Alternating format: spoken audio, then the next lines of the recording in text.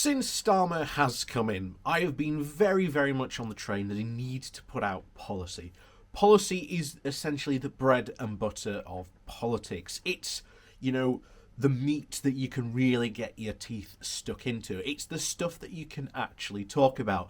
And it can really help cut through, quite frankly, rhetoric, especially rhetoric that we see from the Conservatives coming about. Oh, Brexit's so and so wonderful. Oh, look at all this, quote, new town fund we're doing. Well, an actual policy shows, okay, this is what we intend to do, this is how it's going to help you, and these are the effects that we want it to see. These are actual tangible things that we can, actually talk about, which has been something that has been completely lacking from Brexit, because I've said that from the very start as well. It is completely policyless. There's almost nothing to talk about except the effects of Brexit, and they are all negative. All of them. So there is really, really a push, I'd say, that Starmer has to start thinking and putting out policies. And we have seen through the pandemic of just how fractured and the inequality there is in society. And Labour has an absolutely fantastic footing, and especially the left have absolutely fantastic footing to actually start to think to put forward some really, really good policies. But we have to start and think about what we are going to do, what policies we are going to choose, and how we are going to do them. So today we are actually going to go over a piece that Ed Miliband wrote, of all things, because here he is actually saying, hey, Labour needs to stop thinking small and start thinking big. And especially the Labour left. So good on Ed Miliband for doing this. So before we jump into that today, please do remember to hit that like, share and subscribe button. And also down below there is a link to my Patreon page, as well as a one-off donation link called Buy Me Coffee, where you can buy me coffee. And also down below there is now also the join button, where you can join the YouTube membership part. So on with today's article. Like I say, this comes from The Guardian. And the title is, Forget Incremental Change, the Left Shouldn't Be Afraid of Big Thinking. We have all craved a return to normalcy during the pandemic.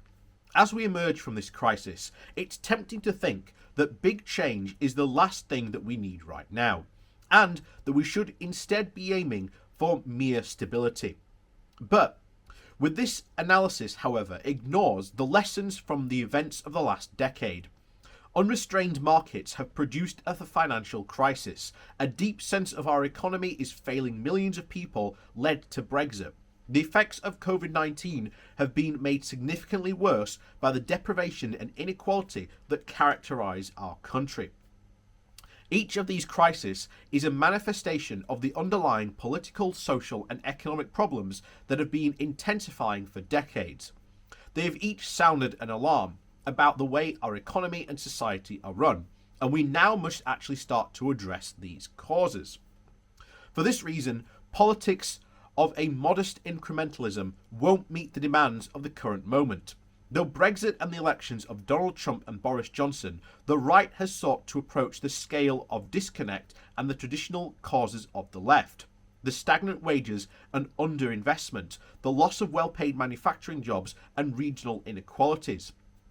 But what is needed to address these causes of these problems is actually a rejection of the very ideas that have caused this disconnect.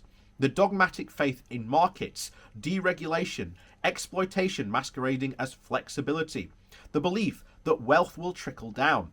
Despite claiming it has changed, the Conservative Party is a long way from grasping the political direction of the scale of such changes. The Tories may say that they will address the inequalities that scar our society, but there is a chasm between the rhetoric and action, and this is where the fight for the future lies. As Keir Starmer has rightly said, the left must not tinker around the edges.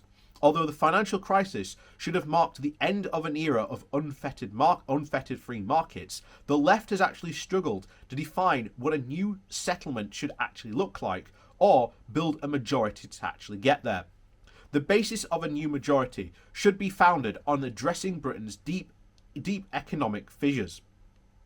Many of these solutions are already out there. A Green New Deal at a scale and a learning from Joe Biden to tackle the climate emergency, to create and sustain millions of jobs, and to confront the deep injustices that we face. A social housing revolution that would build millions of homes in the coming decades, putting care for young and old people at the centre of economy and society, with universal childcare and property financial social care system, and an industrial policy that helps businesses succeed and rewrites the rules for our economy, giving power and voice to workers, a radical devolution of power.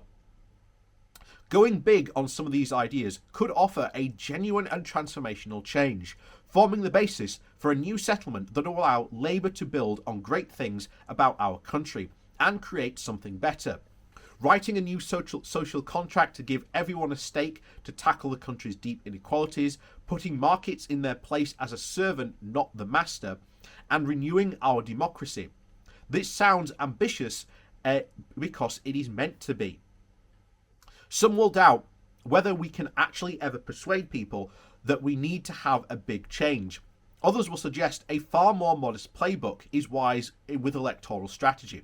But this is fundamentally misunderstands the challenges that societies and democratic parties face today compared to now with the past. They now have competitors on their left, and those on the right who are seeking to actually appropriate centre-left economic rhetoric. It is only by setting out a bold, radical vision that Labour will speak to people's experiences, and the crisis of the last decade have shown that far too many people, the country has not been working. Policies must be deliverable and credible, but this does not mean we need to sacrifice ambition. The pandemic has demonstrated our collective sense for compassion and solidarity. It has also exposed the disconnect between the shared values and the reality of how our country is run. It is time to reconnect the way we organise our economy and society with the values that we hold, so we can write a profoundly optimistic future as a country, and if we have the boldness to do so, if we go big. So, I completely agree with Ed Miliband there. Shocking as it may be, like I say, I have my problems with Ed Miliband, just as I had my problems with Keir Starmer and even Jeremy Corbyn. But I can't disagree with him. I sort of can't disagree with anything that he said there, really. I think it is right that I think we need to think some substantial big changes. And I think Labour putting forward a green, its own version of a Green New Deal would be a fantastic step forward. So let me know what you think down in the comments down below. And like I say, as always, please do remember to hit that like, share and subscribe button. And of course, down below, there is links to my Patreon page and a one-off donation link called Buy Me a Coffee, where you can, buy me a coffee. And also now the YouTube memberships are now open with a little join button there. So, as always, thank you for watching, and we'll see you all next time.